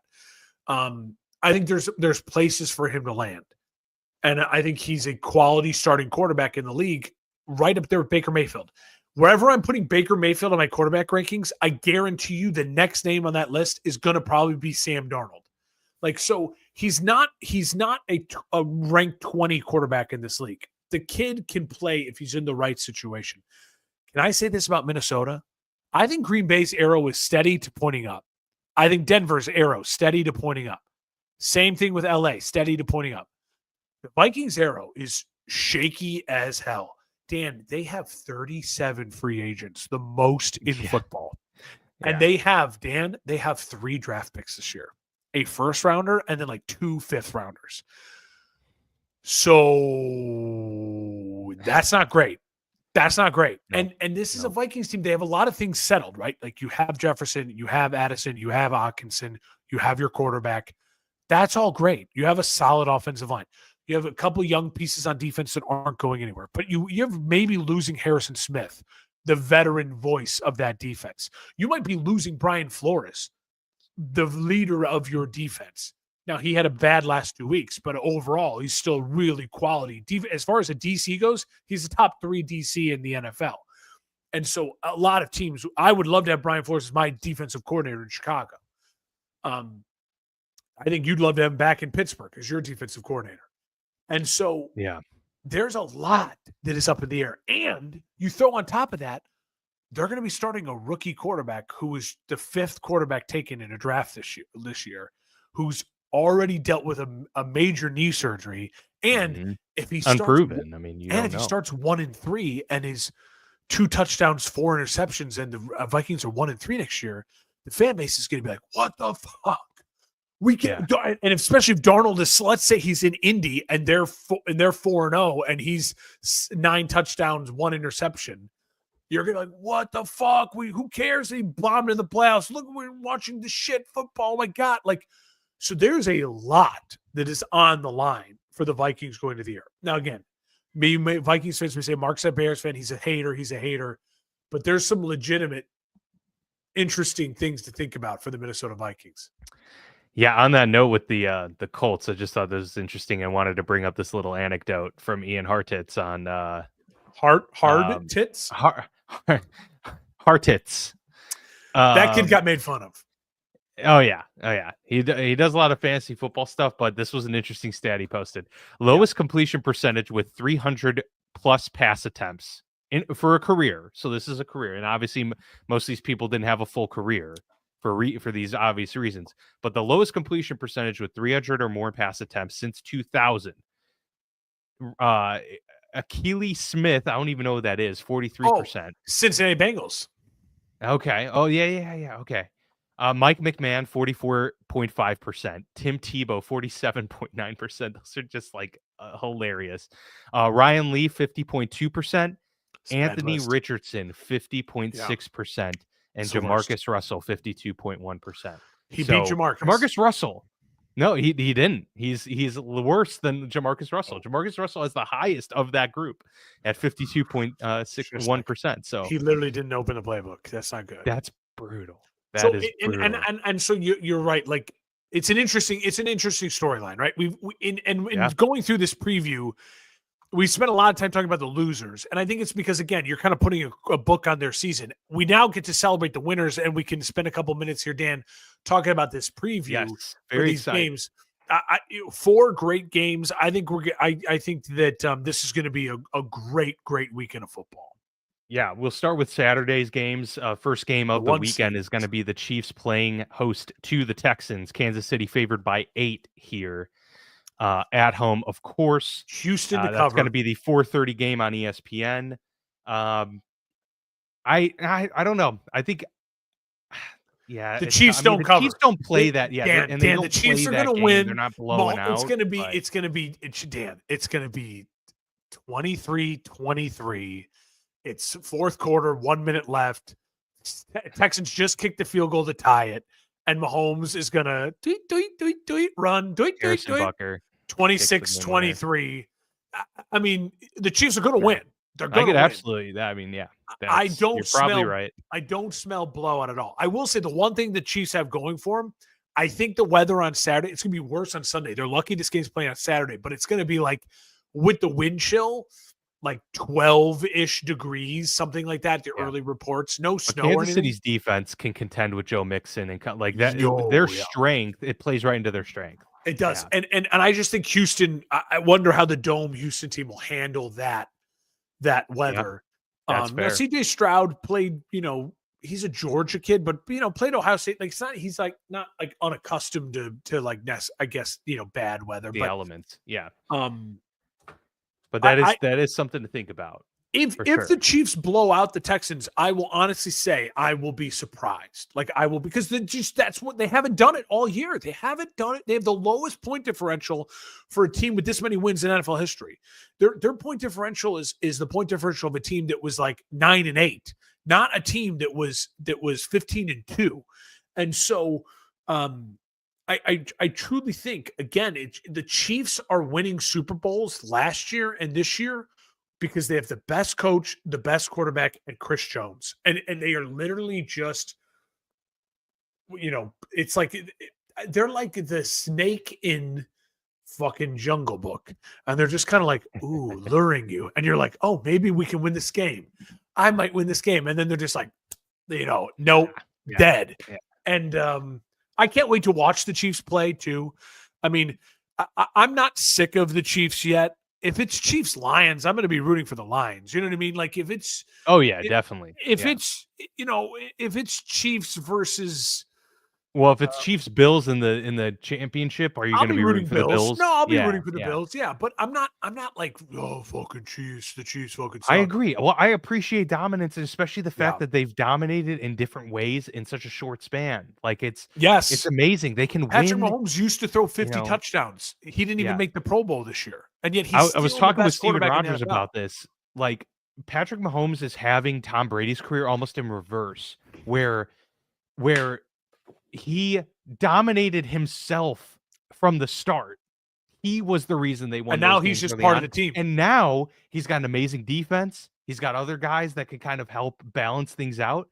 And it's like it's playing out perfectly for him. But I also think what's fascinating about this, Mark, is if you just told somebody who knew, like remove their knowledge of like NFL, but they know football and everything like that, and you just told them a concept of, okay, there's this team in the playoffs. They have won 2 championships in a row. Nobody's ever won 3 in a row. They're searching for their 3rd title in a row. They've won 4 of them in the last 5-6 years. And they're not even a top 3 team facing pressure this in the final 8 teams in the playoffs. You'd be like, what? How does that make sense? But they're not. The Bills are under all the pressure right now. And they're at home. Josh Allen has to get there and win. The Ravens are under a shit ton of pressure because they have to they have to win with this window they have in Lamar and get the The monkey off the Texans back have type of less thing. pressure than the Chiefs. I think the Oh, Texans absolutely. have, No, I'm yeah, but saying there are 3 teams that have more pressure than the Chiefs in the final 8 right now. And that's the Bills, yeah, the Ravens, and Ravens. the Lions. Because the Lions, like they've got to get there. They've got to win. Like this is Yeah, like this is their the year. whole city, the pressure, everything. The Chiefs, man, if they lose, it's I like, would argue hey, the we're Eagles still have more dominating. pressure. I'd argue the Eagles Right? have more There pressure you go. Okay, yeah, then than the Chiefs yeah. too. But so like that's kind of crazy that the Chiefs going for a three-peat with having to, There's having no all the quarterback. haters and naysayers, they can kind of come really loose and chill into this Oh. matchup, I know I And know they're the at guys. home, like I know just the guys stroll that in. for frequency's sake, we're gonna release our probably picks on like Friday or whatever is like official picks. Early pick, are you on the Chiefs?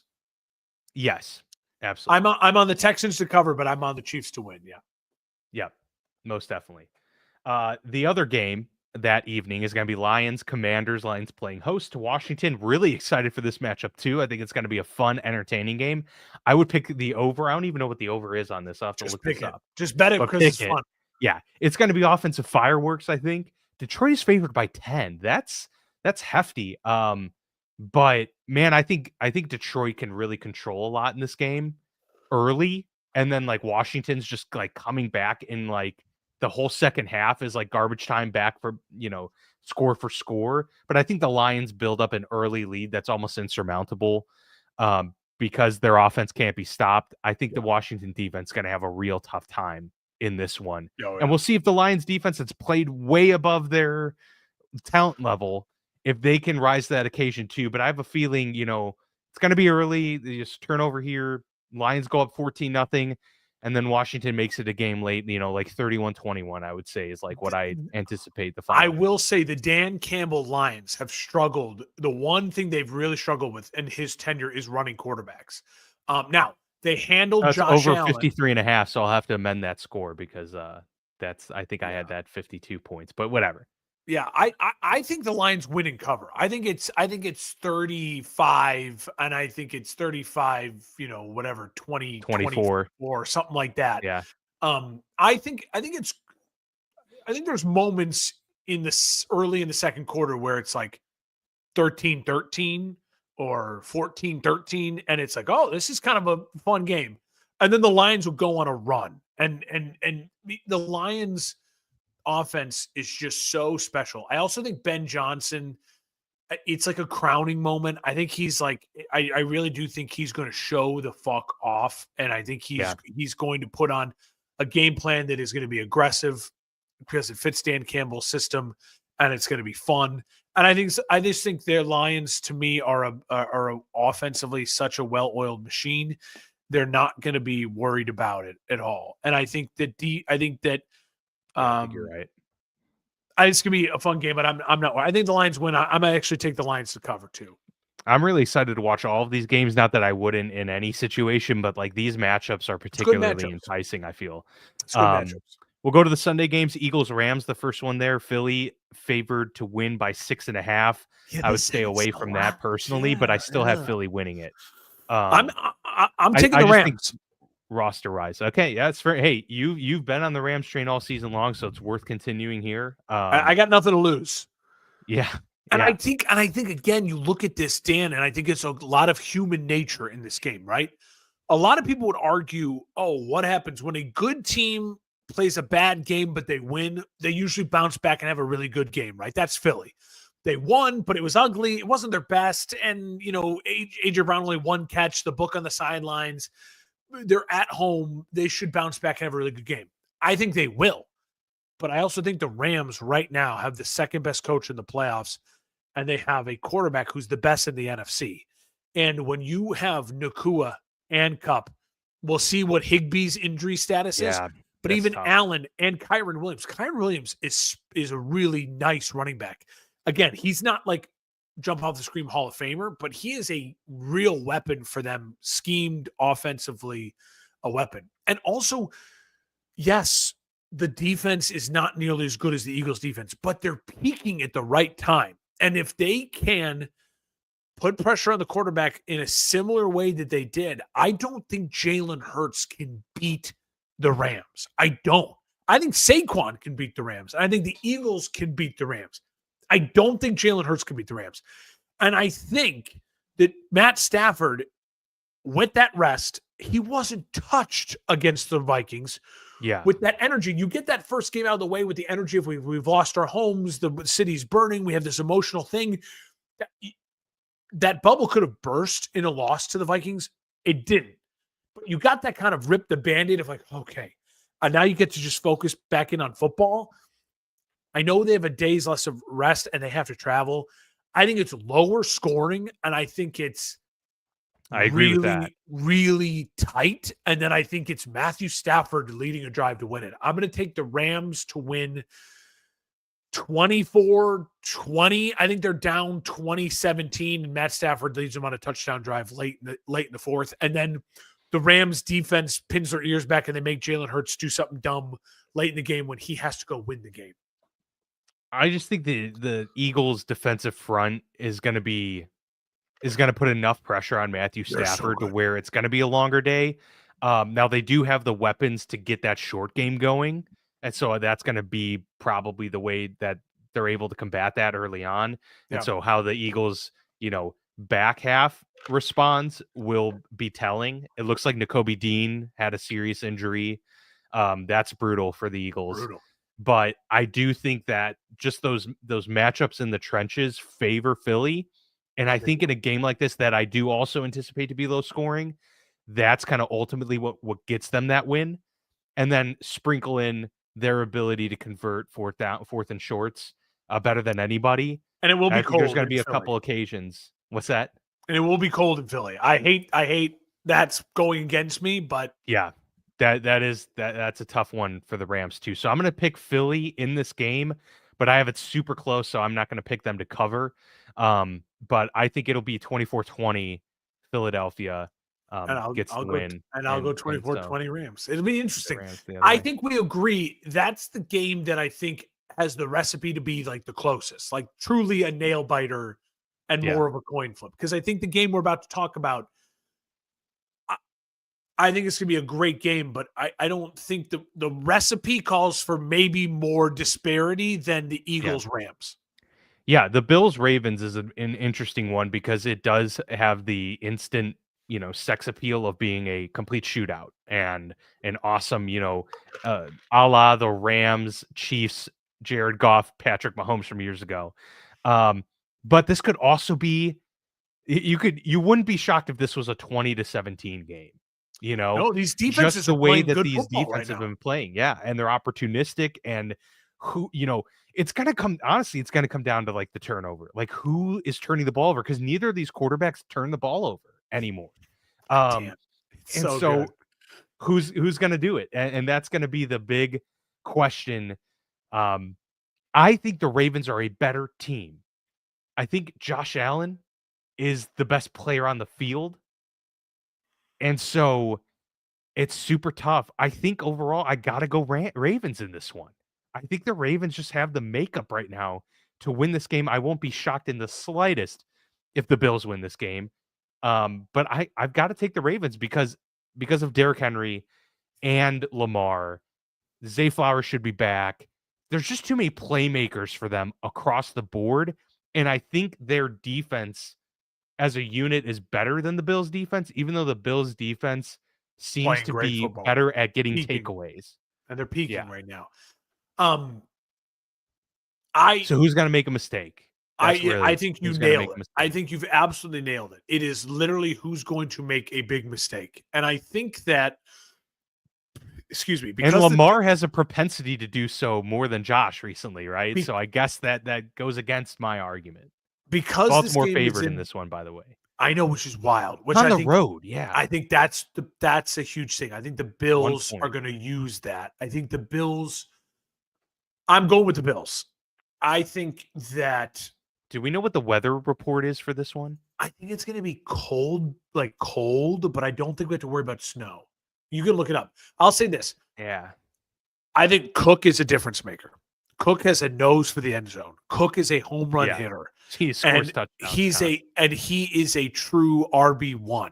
And the Ravens are going to have to deal with that.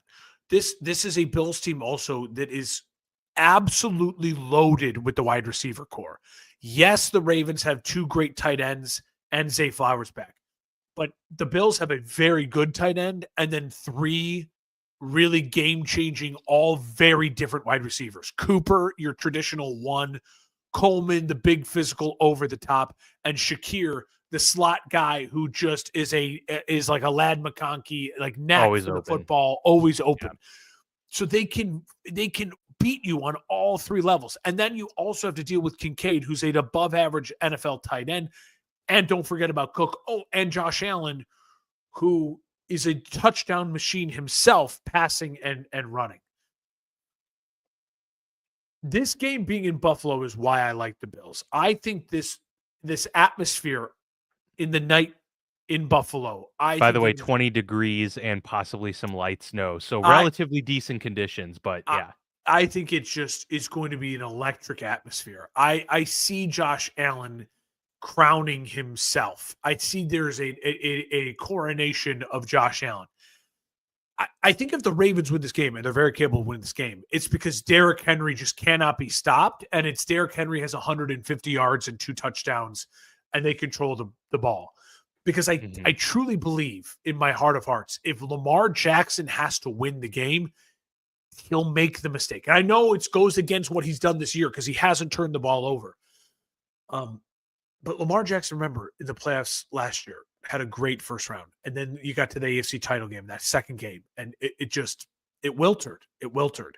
And Josh Allen has never been the problem in the playoffs. Now, last year, their embarrassing playoff loss, again, it wasn't on Allen. They just didn't have the team. They didn't have the culture the way it needed to be to compete in the playoffs last year. The Bills have that this year. The Bills started slow and did not panic, and then onslaught of points. I think Joe Brady and this offensive game plan is really, really unique. I like the Bills. I like the Bills to win 27-17. Okay. Wow. Yeah. By 10. That's quite a win there. I think it's being in Buffalo and this Bills defense. I'm feeling pretty confident about the Bills.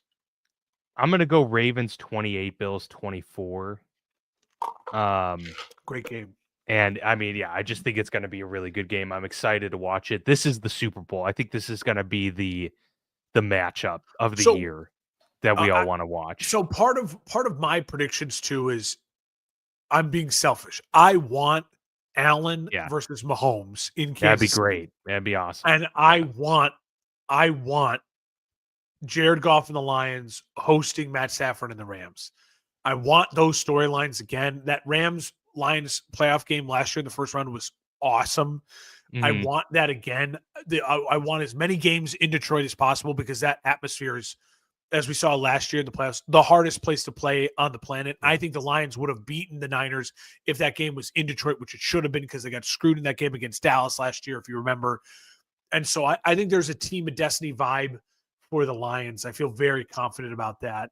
And I can't wait to watch a playoff game in Detroit. And I really, really, really think that Baltimore, Buffalo, I hope it's a great game. I'd be really pissed if one of the teams wins 37 to 12. Like, I'll be pissed because I want 10-0. Yeah, I want it to be what we had with the 13 seconds Mahomes Allen game. I want it to be, we look back and we're like, we were there for that game. I want it. Yeah. No, I'm excited for the week do you ahead. think? For sure. Do you think Buffalo versus Kansas City is a better game than Baltimore versus Kansas City? I think Buffalo Kansas City is a better game than Baltimore. I do, but I think it's also like the baggage that's brought with it matters. Like, I think the fact that the Bills are then once again one game away from the Super Bowl and a chance to get their first in history, like, I think that matters with that matchup. I also think the Ravens, though, it's the same thing. It's a rematch of the AFC Mahomes. title game. Only this time it's in Kansas City. But that game Yeah, was such a dud last year. We don't think of the rivalry, right? Like we think of the rivalry with exactly. the Bills. The Yeah, Chiefs handled the Ravens so easily last year, and it was such an ugly game that we don't think of that as the rivalry. And so I'm with you. I think for ratings for us for juice, I want it to be Bills Chiefs. I want it to be Lions Rams, and that's yeah. kind of how I'm predicting it as well. Really excited for the week ahead. A lot to look forward to. We will, of course, be back here next week, recapping it all and looking ahead to championship weekend.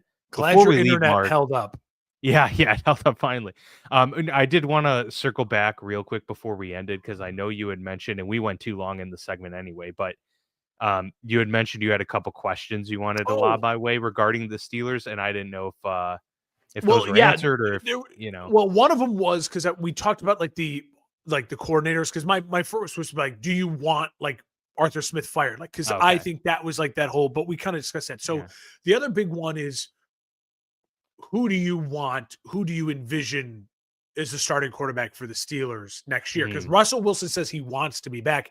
And yeah, also on the counterpoint to that, do you think, as you talked about Mike Tomlin's own hubris kind of getting in his way, do you think there was a huge mistake not playing Justin Fields maybe down the stretch of the season absolutely, when you lose 5 games in a row?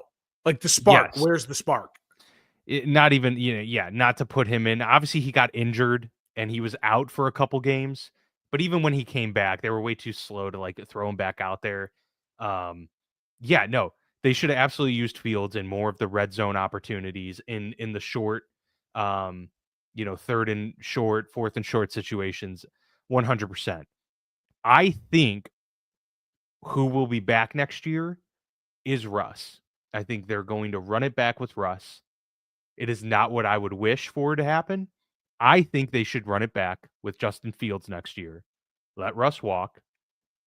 Justin had his, you know, prove it moments, went 4-2, and then got to sit behind Russ and learn from Russ and handled it like a pro, was great.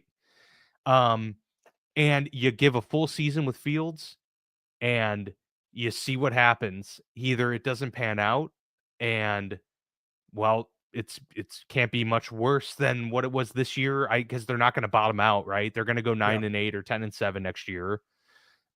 So I'd rather do that with Justin and find out for sure over the whole course of a season who you got there, and then you figure out what you're doing after that. That would be So my ultimate. you I don't don't want think bringing in the Darnold. Sam Darnold. No, no. Okay. I And you don't because want to draft a I think guy? I still think that the ceiling is limited regardless of any of those, like, unless they were to, somehow acquire via trade a Joe Burrow, they're not gonna elevate themselves to the 12, 13 wins and dominate good What about teams Aaron with Sam Rodgers? Darnold.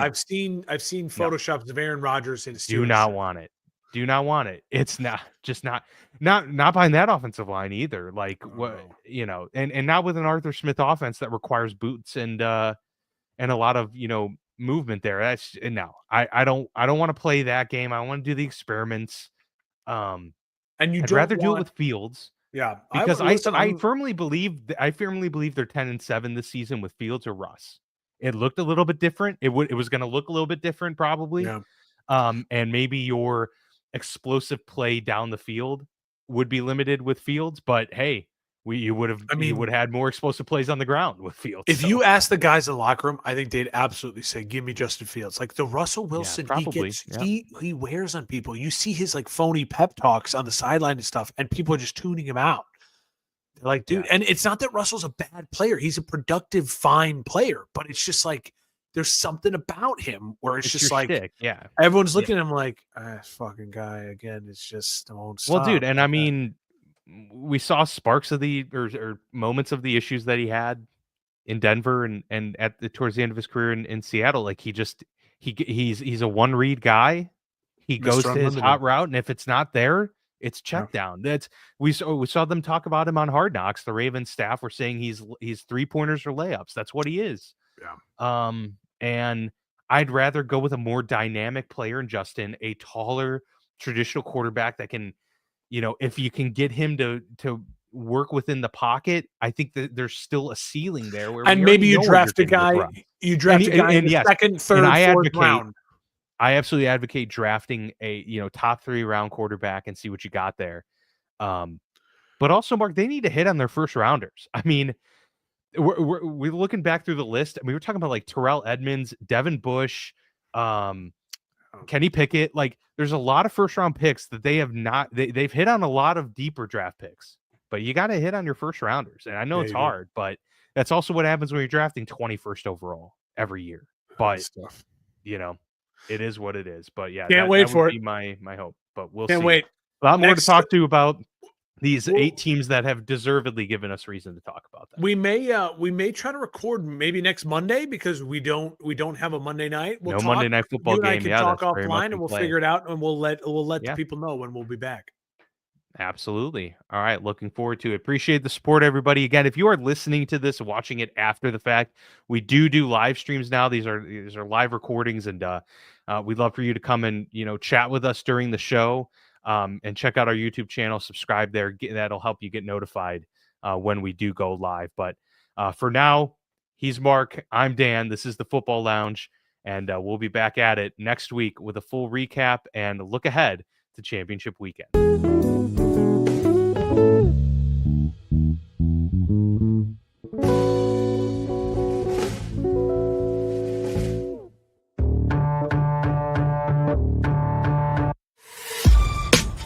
This has been a For Frequency's Sake Podcast Network production. For more great content, subscribe to For Frequency's Sake on YouTube, Facebook, and Twitter.